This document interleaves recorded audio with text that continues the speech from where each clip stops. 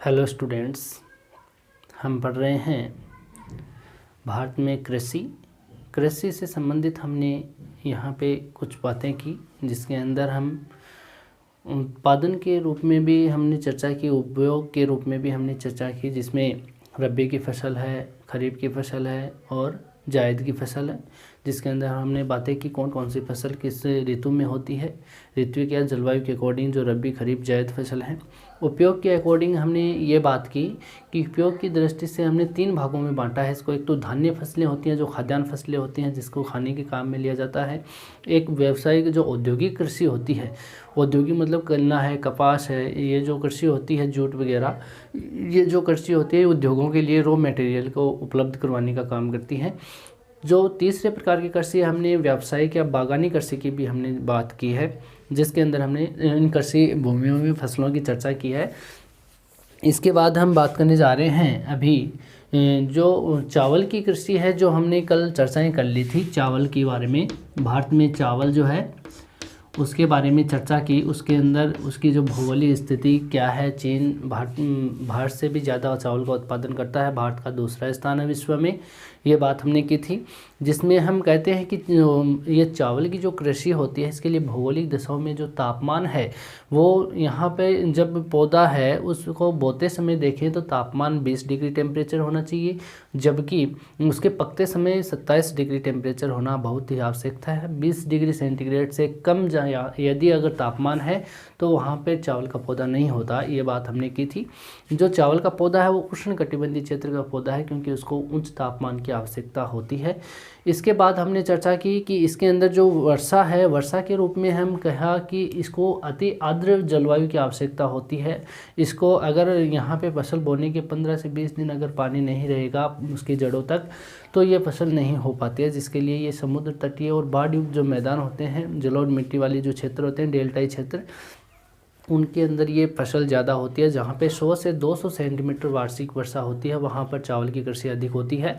100 centimetre जो रेखा होती है उसको चावल और गेहूं का जल विभाजक रेखा या चावल और गेहूं की फसल का विभाजक रूप में मानते हैं इसको। अगर 100 सेंटीमीटर से कम वर्षा जहाँ पर होगी वहाँ पर नहरों द्वारा या किसी और सिंचाई के माध्यम से इस फसल को लिया जा सकता है। यहाँ पर ये बात हो गई। फिर हमने मिट्टी की चर्चा की चावल के लिए, तो यहाँ इसके लिए कहते हैं कि नदियों द्वारा तो लाई गई जलोढ़ मिट्टी है, कछारी दोमट मिट्टी है, और ये मिट्टी सबसे उपयुक्त यानी मानी जाती है कछारी मिट्टी, और दोमट चिकनी जो दोमट मिट्टी होती है वो मिट्टी। इसके ये जो मिट्टियाँ होती हैं जलोढ़ मिट्टी, ये सब डेल्टाई क्षेत्रों में मिलती है या समुद्र तटीय जो भाग होते हैं उनके पास में क्षेत्रों में पाई जाती है। उस क्षेत्रों में सबसे ज़्यादा चावल की कृषि की जाती है। ठीक है, इसके बाद हमने चर्चा की इसके खाद के रूप में, तो इस फसल को सबसे ज़्यादा खाद के उपयुक्त होते हैं, यानी प्रति हेक्टेयर भूमि में उत्पादन बढ़ाने के लिए भी इस फसल में खाद का उपयोग किया जाता है, जिसमें सल्फेट और सुपर सल्फेट जैसी खाद, रासायनिक खाद है, उसका उपयोग करते हैं। गोबर की खाद का भी यहाँ पर प्रयोग किया जाता है। तो इस प्रकार की हमने बातें कर ली थी। फिर सस्ते श्रमिकों के रूप में भी हमने बात की कि श्रमिक की भी आवश्यकता अधिक होती है। सघन जनसंख्या वाले क्षेत्रों में ही चावल की कृषि की जाती है, क्योंकि इसको क्यारी में बोते हैं या खेतों में बोते हैं, तो इसकी निराई गुड़ाई करने के लिए और इसकी कटाई करने के लिए अधिक श्रमिकों की हमें आवश्यकता महसूस होती है। तो इस क्षेत्रों में हम कहें तो ज़्यादा यानी अधिक भूमि है किसी देश के पास में, अगर भूमि है और जनसंख्या कम है तो वहाँ पर जनसंख्या कम होने के कारण उन क्षेत्रों के अंदर इस कृषि को नहीं किया जा सकता, यानी जनसंख्या अधिक श्रमिकों की आवश्यकता होती है इस कृषि के लिए। ये कृषि आज देखें तो वर्तमान में जो पठारी भाग है या पर्वतीय जो क्षेत्र है उनके अंदर सीढ़ीनुमा खेत बनाकर भी इस कृषि को किया जा रहा है। इतनी बातें हमने कर ली थी। ठीक है, उसी के आगे हम कहते हैं कि जो हरित क्रांति हुई थी उस समय इस कृषि में इतना ज़्यादा फायदा हुआ नहीं, लेकिन जो वर्तमान में नवीन हरित क्रांति की शुरुआत जो कर रहे हैं उसमें विशेष ध्यान चावल की कृषि पर ही दिया गया है। हरित क्रांति में तो सबसे ज़्यादा जो उत्पादन बढ़ा था वो गेहूं की फसल में बढ़ा था।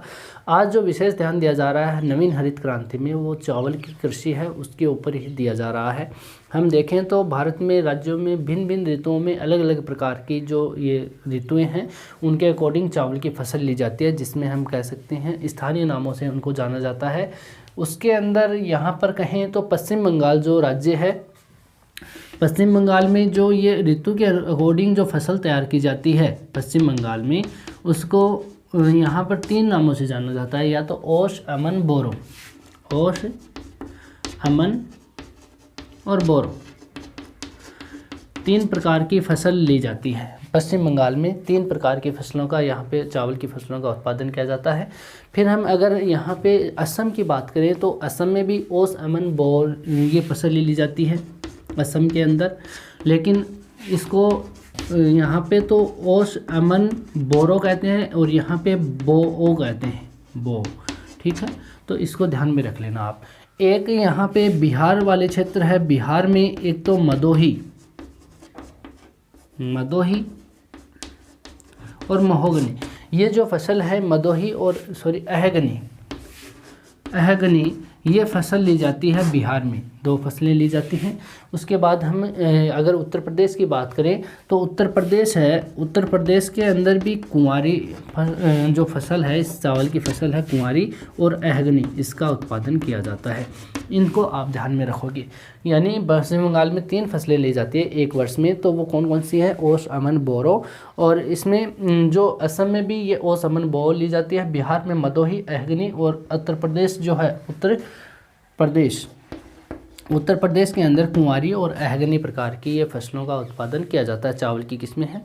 फिर हम अगर भारत में चावल की जो किस्में होती हैं, यानी किस प्रकार की जो फसलें होती हैं, किस प्रकार की जो हम उसकी क्वालिटी देखें, तो यहाँ पे 4 प्रकार की जो फसलें हैं वो ली जाती है। एक तो ली जाती है यहाँ पर काला जीरा, कौन सी है? काला जीरा, ठीक है। एक है गोविंद भोग, एक है बासमती जो चावल है ये दून घाटी में होता है। दून घाटी जो भारत का उत्तरी भाग है वहाँ पर बासमती होता है, और एक होता है कामिनी। एक कौन सी फसल है इसकी? कामिनी। ये 4 प्रकार की यहाँ पे किस्म के चावल का उत्पादन किया जाता है। कौन कौन सा? काला जीरा, गोविंद भोग और बासमती दून घाटी में, और कामिनी, ये 4 प्रकार की फसलें हैं। यहाँ पे जो बासमती जो चावल होता है भारत में, वो भारत और पाकिस्तान ने जो सम्मिलित रूप में एक साथ, हम यहाँ पे जो अंतर्राष्ट्रीय न्यायालय है, सामूहिक रूप में सम्मिलित रूप में अंतर्राष्ट्रीय न्यायालय में यहाँ पे पेटेंट करवा लिया इसके ऊपर। यानी और कोई देश भी इसके ऊपर अधिकार नहीं रख सकता। उत्पादन इसका जो मूल स्थान माना जाता है वो भारत और पाक का जो दून घाटी क्षेत्र है उनके अंदर ही माना जाता है। तो यहाँ पे हम कह सकते हैं कि चावल के रूप में पेटेंट करवा लिया है पाक और भारत ने, ठीक है। यहाँ पे देखें भारत के अंदर तो चावल अनुसंधान एक केंद्र स्थापित किया गया है। भारत के अंदर चावल अनुसंधान केंद्र, ये केंद्र कटक में है, और कटक कहाँ है? ओडिशा में है, ठीक है, ओडिशा में है। इसको यहाँ पे एक अनुसंधान रिसर्च सेंटर स्थापित किया गया है भारत के अंदर कटक में। और यहाँ पे अगर बात करें तो यूएनओ के द्वारा वर्ष 2004 को यूएनओ के द्वारा इसको चावल वर्ष घोषित किया गया है। क्या किया गया है? अंतर्राष्ट्रीय चावल वर्ष, यानी सबसे ज़्यादा उत्पादन इसी वर्ष में हुआ। तो 2004 को यहाँ पे यूएनओ के द्वारा अंतर्राष्ट्रीय चावल वर्ष के रूप में इसको घोषित किया गया है। ये बात हो गई इसकी सामान्य जानकारी की। अब बात करते हैं हम जो उत्पादन क्षेत्र है चावल के भारत के अंदर, उन उत्पादक क्षेत्रों की बात कर लेते हैं जो कि राज्यों से संबंधित हम बात करेंगे। सबसे ज़्यादा जो चावल उत्पादन करता है वो पश्चिम बंगाल करता है भारत के अंदर। यहाँ पे कहें कि भारत में चावल उत्पादक क्षेत्र, ठीक है। यहाँ पे बात करें उत्पादक क्षेत्रों की तो हम कहें कि चावल का जो उत्पादन है वो उन क्षेत्रों में होता है जहाँ पर पर्याप्त वर्षा होती है, यानी इसको वर्षा की ज़्यादा आवश्यकता होती है। सिंचाई की सुविधा होती है, नहरों के द्वारा हो सकती है, किसी भी कारण से हो सकती है, सिंचाई की जो सुविधा होती है, या नदियों द्वारा जो उपजाऊ जलोढ़ मिट्टी होती है, उन क्षेत्रों में चावल का उत्पादन अधिक किया जाता है। और समुद्र तटीय जो क्षेत्र होते हैं, हम भारत के अंदर देखें तो सबसे ज़्यादा जो उत्पादन क्षेत्र माने जाता है भारत के अंदर, तो वो समुद्र तटीय क्षेत्र हो सकते हैं। गंगा नदी का जो बेसिन है उस क्षेत्र में, और उत्तर पश्चिमी जो नहरी क्षेत्र है वहाँ पर भी सर्वाधिक चावल उत्पादित किया जाता है भारत के अंदर। तो आपको क्या याद रखना है उत्पादक क्षेत्रों में? आपको यही याद रखना है जहाँ पर्याप्त वर्षा होती है उन क्षेत्रों में सबसे ज़्यादा चावल होता है, सिंचाई की सुविधा जहाँ पर होती है वहाँ पर चावल होता है, और जलोढ़ मिट्टियों के द्वारा नदियों के द्वारा जलोढ़ मिट्टियाँ जो जहाँ पर निर्मित की जाती है, जो डेल्टाई क्षेत्र होते हैं वहाँ पर, उन क्षेत्रों में जलोढ़ मिट्टी होगी वहाँ पर चावल का उत्पादन किया जाएगा। ठीक है, ये बात हो गई। इसके बाद में हम बात करते हैं कि जो चावल का उत्पादन होता है उन क्षेत्रों की बात करें, एक दृष्टि में सामयिक रूप में गए तो भारत का जो तटीय क्षेत्र होता है, यानी भारत का जो समुद्र तटीय क्षेत्र है वहाँ पर चावल का उत्पादन होता है, और गंगा नदी का जो बेसिन क्षेत्र है उसके अंदर चावल का उत्पादन होता है। और बात करें तो उत्तरी पश्चिमी जो नहरी क्षेत्र हैं, उत्तरी पश्चिमी भारत के उत्तरी पश्चिम में जो पंजाब हरियाणा के अंदर यहाँ पे चावल का उत्पादन किया जाता है। तो सर्वाधिक उत्पादन वाले क्षेत्र यही हैं। तो इसके अंदर हम एक एक राज्यों की डिटेल में बात कर लेंगे। सबसे पहले तो हम ये देख लेते हैं कि ये समुद्र तटीय क्षेत्र कौन से हैं जहाँ पे चावल का उत्पादन किया जाता है। तो इसमें 2 क्षेत्र होते हैं। देखो भारत की दृष्टि से अगर मैप में अगर हम इसको दर्शाना चाहें तो मैप में इस तरीके से हम इसको दर्शा सकते हैं। यहाँ पे भारत में मैप की दृष्टि से अगर देखें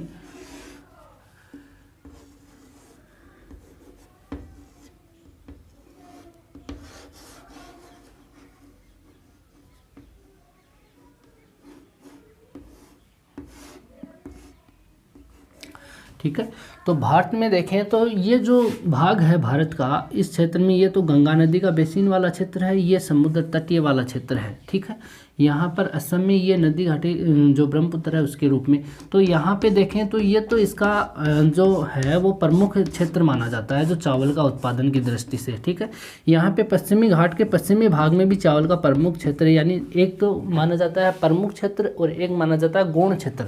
हम कह सकते हैं इसमें एक तो प्रमुख क्षेत्र हो गया, ठीक है, और एक कौन सा हो गया, गौण क्षेत्र हो गया।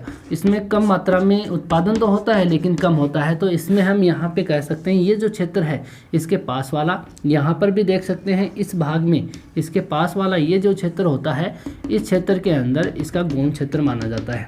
ठीक है, ये सिंचाई के माध्यम से भी हो सकता है यहाँ पे, और इस भाग में भी यहाँ पे कुछ मात्रा में चावल का उत्पादन किया जाता है। तो सबसे ज़्यादा जो चावल का उत्पादन होता है वो तो या तो डेल्टाई भागों में होता है, या तो कहाँ होगा, डेल्टाई क्षेत्र में, और यह होगा यहाँ पे जो क्षेत्र जो समुद्र तटीयवर्ती जो क्षेत्र हैं, जो पश्चिमी बंगाल है, यहाँ उड़ीसा है, आंध्र प्रदेश है, तमिलनाडु है, ये समुद्र तटीय क्षेत्र हैं। यानी यहाँ पर बंगाल की खाड़ी वाला क्षेत्र है, तो समुद्र तटीय वाला जो क्षेत्र होगा वहाँ पर सबसे ज़्यादा चावल का उत्पादन किया जाता है। तो आपको एक दृष्टि में देख सकते हो कि भारत के अंदर चावल का उत्पादन कहाँ पर है।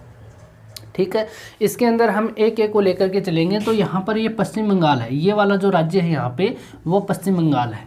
ठीक है, तो हम पश्चिम बंगाल की बात कर लेते हैं। सबसे पहले पश्चिम बंगाल, पश्चिम बंगाल की बात करें 1 नंबर पे, तो इस राज्य से संबंधित अगर बात करें तो ये जो राज्य है ये उत्पादन मतलब कुल भारत का उत्पादन करता है 14%। यानी ये कितना करता है, कुल भारत के चावल उत्पादन का, कुल भारत के उत्पादन का 14% चावल उत्पादित करता है, 14%। ठीक है, और प्रथम स्थान रखता है, इतना उत्पादित करके ये प्रथम स्थान रखता है भारत में। समझ गए बात। जब भारत में चावल उत्पादन में प्रथम स्थान कौन सा राज्य रखता है, तो पश्चिम बंगाल का नाम आता है। इसके कुल क्षेत्र पे अगर बात करें, पश्चिम बंगाल के कुल कृषि जो भूमि होती है, इसकी कुल कृषि भूमि के 77% भाग पर चावल की कृषि की जाती है। यूँ कहें कि इसका 77% केवल चावल में ही यूज की जाती है कृषि भूमि में। अगर इस भारत में अगर बात करें पश्चिम बंगाल की, तो पश्चिम बंगाल की जो 100% अगर भूमि मान लें हम, कितनी मान लें, 100% कुल कृषि योग्य भूमि, कृषि भूमि की बात करें, ना कि बंजर भूमि की। बंजर भूमि जो कृषि के काम नहीं आती उस भूमि की चर्चा नहीं कर रहे। जितनी कृषि भूमि है उसका 77% किस में यूज़ किया जाता है, चावल की फसल के रूप में यहाँ पे काम में लिया जाता है।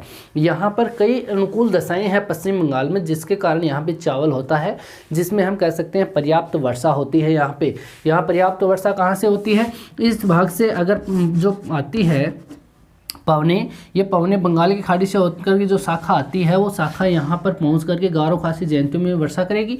इसके बाद में जो भारत के इस भाग से हिमालय के समानांतर भारत में प्रवेश करेगी, तो इस क्षेत्र में छोटा नागपुर का पठार है, पश्चिम बंगाल है, यहाँ पर ये वर्षा करती है। क्यों करती है वर्षा? क्योंकि इधर से आने वाली पवनों की शाखा है वो शाखा इससे मिलेगी और यहाँ ये मिलन क्षेत्र है इनका, ठीक है। तो दोनों शाखाओं दोनों तरफ से हवा आकर के मिलेगी तो उस भाग में ज़्यादा वर्षा का केंद्र बनाएगी। तो पर्याप्त वर्षा होती है इस क्षेत्र में और यहाँ पर नदियों द्वारा उपजाऊ जलोढ़ मिट्टी लाई जाती है। नदियाँ कौन सी है यहाँ पे? गंगा नदी है, इस गंगा नदी की सहायक नदियाँ हैं, यहाँ हुगली है, दामोदर नदी है। ये नदियाँ यहाँ पर ला करके जो जलोढ़ मिट्टी का निर्माण करती है, जिसके कारण उस जलोढ़ मिट्टी में चावल की खेती ज़्यादा होती है। ये हमने भौगोलिक दशाओं में बात कर ली थी। और यहाँ पर पश्चिम बंगाल में ज़्यादा उत्पादन होने का उन्नत बीज भी प्रमुख कारण है। उन्नत बीज है यहाँ पे चावल की कृषि के लिए और यहाँ नहरों द्वारा भी सिंचाई की जाती है, यानी इन नदियों से नहरों के द्वारा भी यहाँ पर सिंचाई की आपूर्ति हो जाती है। और यहाँ पर उपयुक्त जलवायु होती है वर्ष भर के लिए, यानी अनुकूल जलवायु के कारण हम कह सकते हैं कि इस पश्चिम बंगाल में वर्ष में 3 फसलें ली जाती है, अमन, ओस, बोरो। यहाँ पे सबसे ज़्यादा जो फसल ली जाती है अमन की ली जाती है। अमन की 78% जो चावल होता है वो अमन फसल से होता है। ओस से हम माने ओस तो 20% ही होता है, जबकि बोरो प्रकार की जो फसल होगी वो यहाँ पर केवल 2% ही होगी। तो यहाँ पर इसको भी आप ध्यान में रखोगे कि यहाँ पर अनुकूल दशा होने के कारण वर्ष में 3 फसलें ली जाती है। अमन 78%, ओस 20%, बोरो 2% का उत्पादन यहाँ पर किया जाता है। यहाँ के जो प्रमुख ज़िले हैं पश्चिम बंगाल के, जो प्रमुख चावल उत्पादक ज़िले माने जाते हैं पश्चिम बंगाल में, उनकी चर्चाएँ कर लेते हैं। तो इन ज़िलों के रूप में हम बात करें तो यहाँ पे कूच बिहार, बाकुंडा, मिदनापुर, दार्जिलिंग और वर्धमान, पश्चिमी दिनाजपुर है उसकी बात कर सकते हैं, जलपाईगुड़ी की बात कर सकते हैं। ये प्रमुख ज़िले हैं यहाँ के जो प्रमुख उत्पादन क्षेत्र रखते हैं, ठीक है। तो ज़िले में कौन कौन सा है इसको एक बार नोट कर लेना आप भी। यहाँ पर कूच बिहार पश्चिम बंगाल का ज़िला है, कूच बिहार, यहाँ पे चावल का उत्पादन होता है। बाकुंडा ज़िला है यहाँ का, बाकुंडा, ठीक है। मिदनापुर है, मिदनापुर, ठीक है, मिदनापुर। यहाँ पे वर्धमान, दार्जिलिंग है, ये ज़िला भी प्रमुख चावल उत्पादक ज़िला है पश्चिम बंगाल का। पश्चिमी दिनाजपुर है, पश्चिमी दिनाजपुर, ये ज़िला भी यहाँ का चावल उत्पादक ज़िला है। जलपाईगुड़ी भी है, जलपाईगुड़ी, ठीक है।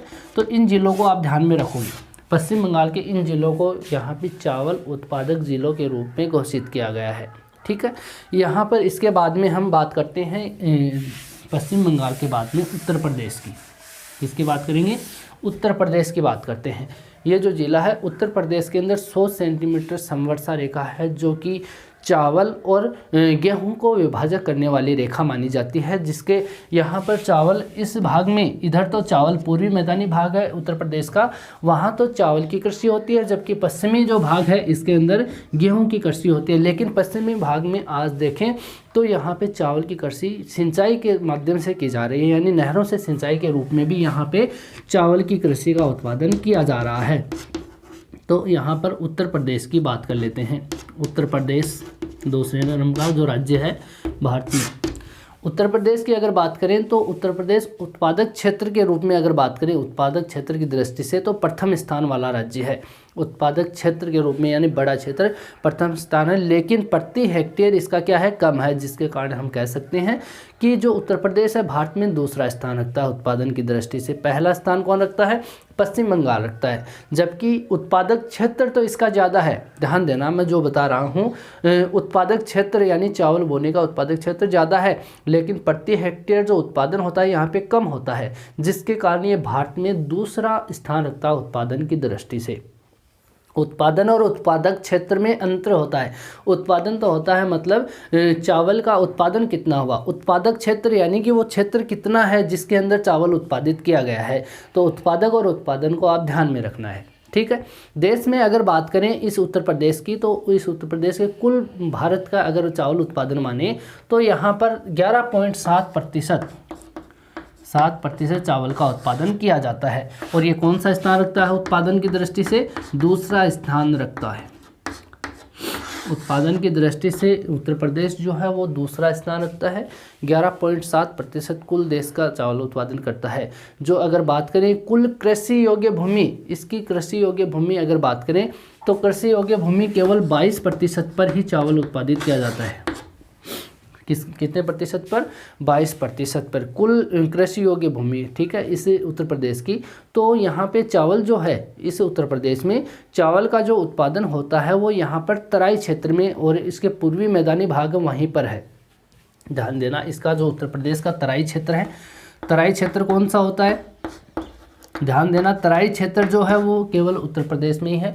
यहाँ पे जो हिमालय पर्वतीय क्षेत्र है, ध्यान देना, इस हिमालय पर्वतीय क्षेत्र में यहाँ से नदियाँ निकल कर के आती है, अपने साथ मलबा लेकर के आती है, ठीक है।